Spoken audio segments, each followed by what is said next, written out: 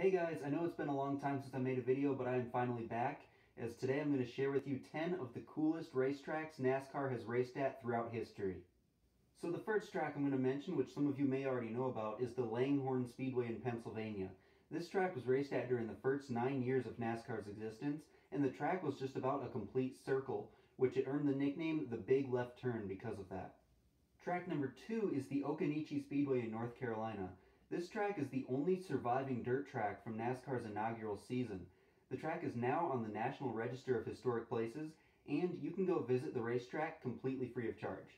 The Linden Airport in New Jersey hosted one NASCAR race. It was in 1954, and it was the first ever road course race in NASCAR history, and Al Keller won that day while driving in a Jaguar.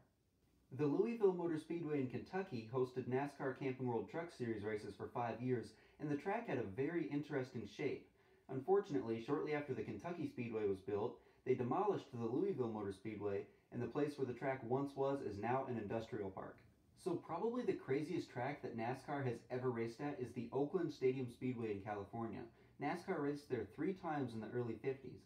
The track was a little bit over half a mile in length, it was egg-shaped, the corners were dirt and the straightaways were paved. Now the really crazy part about this racetrack is that on one end of the track, it had 62 degrees of banking.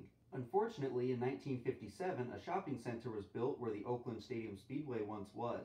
But, fortunately, there are a couple of pictures to prove just how crazy this track was. Built in the late 1960s, the Texas World Speedway hosted some NASCAR races, with the last one there being held in 1981.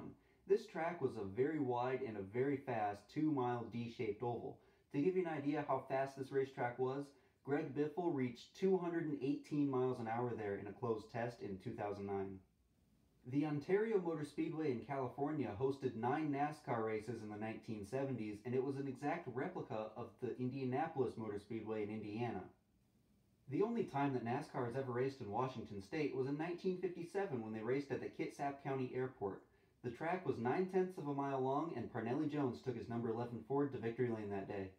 The Xfinity Series races at Road America every summer, but did you know that in 1956, Road America actually hosted a cup race? They did 63 laps there, and they were all in the rain.